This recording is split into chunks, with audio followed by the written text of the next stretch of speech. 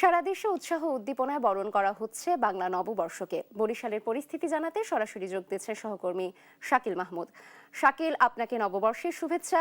কি কি আয়োজনে উদযাপিত হচ্ছে পহেলা বৈশাখ বরিশালে, বিস্তারিত জানাবেন।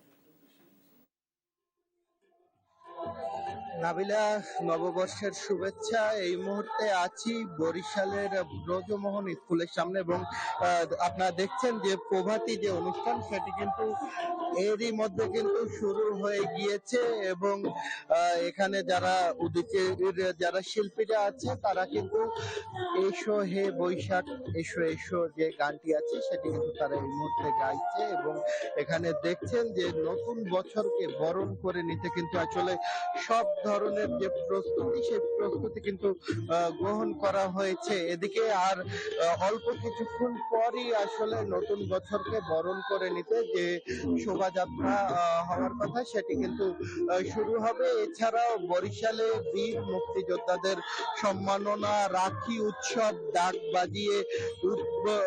ডাক বাজানো উৎসব সহ আরো নানা উৎসবের আয়োজন করা হয়েছে। এছাড়া কিন্তু এই পয়লা বৈশাখকে কেন্দ্র করে কিন্তু আমরা দেখছি যে মেলারও কিন্তু আয়োজন করা হয়েছে। এছাড়া আমাদেরকে জেলা প্রশাসনের পক্ষ থেকে জানানো হয়েছে যে নতুন বছরকে আসলে বরণ করে নিতে প্রশাসনের পক্ষ দিয়েও কিন্তু নানা ধরনের উদ্যোগ কিন্তু এরই মধ্যে গ্রহণ করা হয়েছে এবং এর মধ্যে যে বরিশাল যে কেন্দ্রীয় কারাগার আছে সেখান সহ বিভিন্ন হাসপাতাল ও শিশু পরিবার সমূহে কিন্তু আসলে নতুন বছরকে কেন্দ্র করে কিন্তু বাংলা খাবারের ব্যবস্থা করা হয়েছে। এছাড়া আরো নানা কিন্তু আয়োজন করা হয়েছে এবং আমরা এই মুহূর্তে যে আছি বরিশালের বিএম স্কুলে, এখানে কিন্তু আসলে প্রতি বছরই আসলে এই নতুন বছরকে স্বাগত জানাতে কিন্তু আসলে প্রভাতী অনুষ্ঠান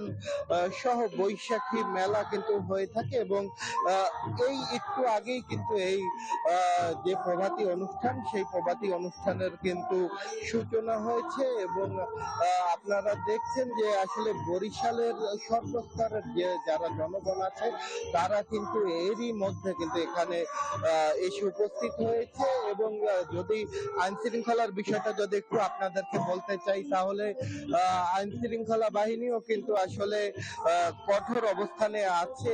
আমরা পুলিশের যিনি বরিশাল মেট্রোপলিটন পুলিশের যিনি কমিশনার আছে তার সাথে আমরা কথা বলছিলাম, তিনি যেটা জানিয়েছেন যে আসলে নতুন বছরকে স্বাগত জানাতে আসলে আইন শৃঙ্খলা বাহিনীও কিন্তু কঠোর অবস্থানে আছে যাতে কোনো অপ্রীতিকর যেন কোনো ঘটনা না ঘটে সেদিকেও কিন্তু সতর্ক অবস্থানে তারা আছে বলে কিন্তু জানিয়েছে। এদিকে এছাড়া এই দিনব্যাপী আরো নানা আয়োজন করা হয়েছে বরিশালে এই বর্ষবরণকে কেন্দ্র করে। তো বরিশাল থেকে এতটুকুই ছিল আমার কাছ থেকে সবচেয়ে।